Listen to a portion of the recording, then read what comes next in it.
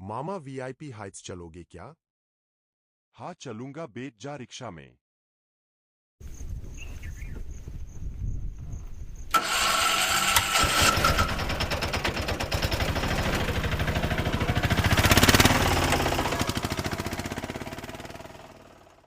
VIP Heights, हर middle class परिवार का सपना। मैं उस विशाल बिल्डिंग के बाहर खड़ा था जिसे बनने में पूरे 7 साल लगे थे, राज्य के सबसे मशहूर और प्रतिष्ठित प्रोजेक्ट्स में से एक। लेकिन हर चमकने वाला पत्थर हीरा नहीं होता। रेंट मैनेजर मेरे पास आया और बोला, बधाई हो मोहित, अब इस फ्लैट पर तुम्हारा आधिकारिक हक है। मैंने तुम्हारी संघर्ष की कहानी सुनी है। सच कहूं तो तुम्हारे लिए सम्मान बढ़ गया। तुम इस उपलब्धि के हकदार हो। उसने मेरी आंखों में देखकर मुस्कुराया। मुस्कान बिल्कुल सच्ची लग रही थी।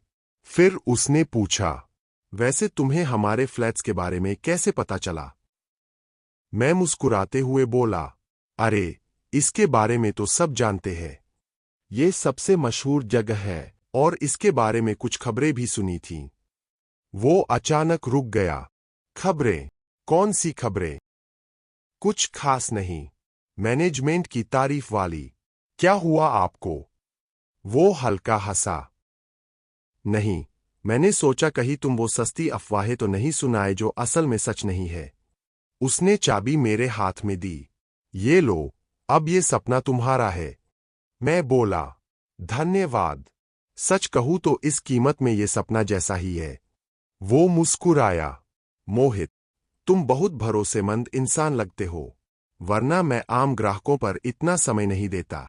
मैं थोड़ा चौंक गया। फिर वो जल्दी में हाथ मिलाकर चला गया।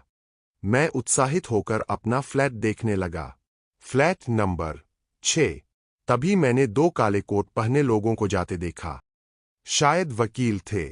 उनकी बातों के कुछ शब्द मेरे कानों तक पहुंचे। हम इस अपार्टमेंट के खिलाफ कुछ नहीं कर सकते।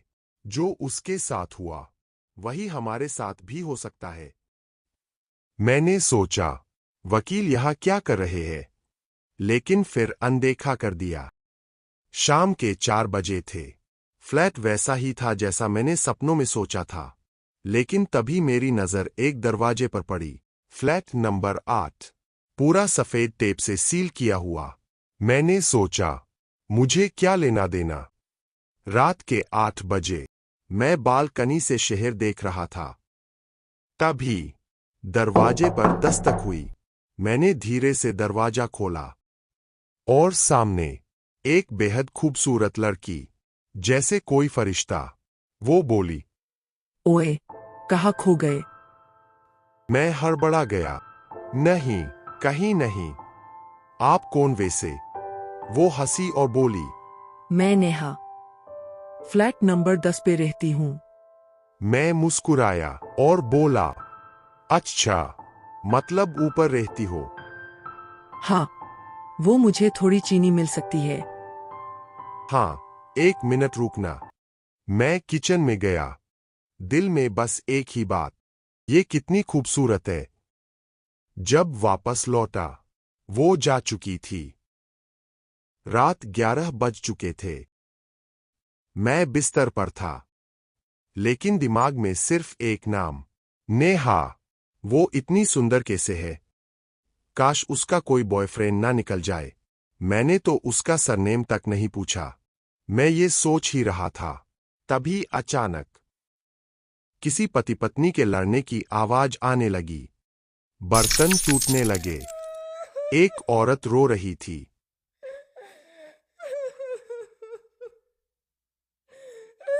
मैं भागकर बाहर गया, लेकिन बाहर सन्नाटे के अलावा कुछ नहीं था। मैंने पड़ोसी का दरवाजा खटखटाया। वो बाहर आकर उसने पूछा, क्या हुआ? मैं बोला, क्या हुआ, क्या चालू है? आपकी पत्नी और तुम्हारी लड़ाई हो रही थी शायद। सोते जाओ जरा।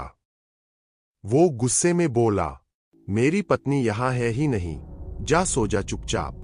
और जोर से दरवाजा बंद कर दिया। मैं सोचा वो आवाज आई कहां से थी, लेकिन फिर मैंने सोचा कि मुझे सही में नींद की जरूरत है। ये बोल के मैं मेरे अपार्टमेंट में वापस लौटा। तभी फिर दस्तक हुई। मुझे लगा बाजू वाला दिमाग लगाएगा, लेकिन फिर भी मैंने पूछा, कौन है बाहर? अरे, मैं हूं नेहा, दरवाजा खोलो। उसकी आवाज सुनते ही मेरा दिल धक धक करने लगा, लेकिन फिर भी मैंने दरवाजा खोला। वो लाल कटोरा लिए खड़ी थी। वो मैंने पनीर बनाया था। नए पड़ोसी हो, इसलिए कल बताना कैसा है। मेरा दिल खुश हो गया, लेकिन फिर उसने कहा, माफ करना, पहले अचानक चली गई थी। मेरे पति का फोन आ गया था, इसलिए जाना पड़ा। पति, सिर्फ एक शब्द, और मेरा दिल टूट गया। लेकिन मैं था बेशर्म। मैंने फिर भी पूछा, तुम्हारा सरनेम क्या है वैसे? वो मुस्कुराई और बोली, शर्मा, नेहा शर्मा। वैसे मुझे अभी जाना पड़ेगा, कल मिलेंगे। लेकिन उसके जाने के बाद भी जैसे वो मेरे दिमाग में छप चुकी थी। मैंने दरवाजा बंद किया और लेट गया। मेरी नींद जा चुकी थी, लेकिन सोना भी जरूरी था। रात 2 बजे फिर वही लड़ाई, लेकिन इस बार मैंने साफ सुना। नेहा की आवाज थी, मैं धोखा नहीं दे रही। फिर एक आदमी चिल्लाया, तो उसी लड़के के पास चली जाओ। और फिर रोना, जोर जोर से चिल्लाना। मैं समझ नहीं पाया, पर सिर्फ उठा और पैर खुद ब खुद दरवाजे के बाहर आ गया। आवाजें सील किए गए अपार्टमेंट नंबर 8 से आ रही थीं, लेकिन अब दरवाजे पर सिर्फ हैंडल पे टेप था। मैं चिल्लाया, अंदर क्या हो रहा है? कोई जवाब नहीं। फिर किसी ने मेरे कंधे पर हाथ रखा। मैं पलटा।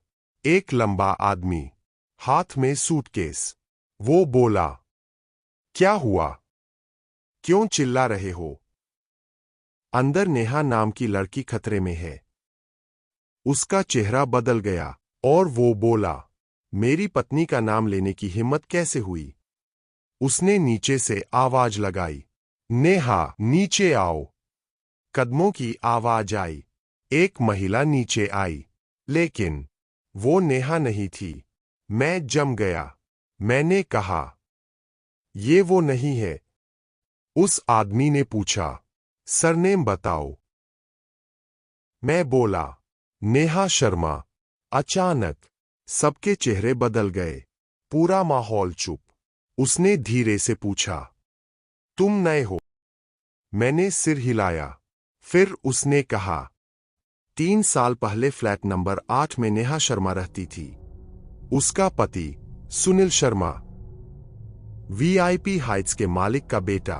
एक रात उसने नेहा पर शक किया और उसे चाकू से 5 बार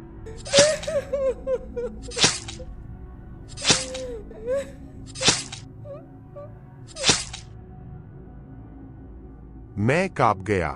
फिर पड़ोस भी आके बोला। जो लोग सच जानते थे वो भी गायब हो गए, और यहां रहने वाले इस बिल्डिंग से कभी निकल नहीं पाते। तभी मुझे समझ आया, हर चमकने वाला पत्थर हीरा नहीं होता।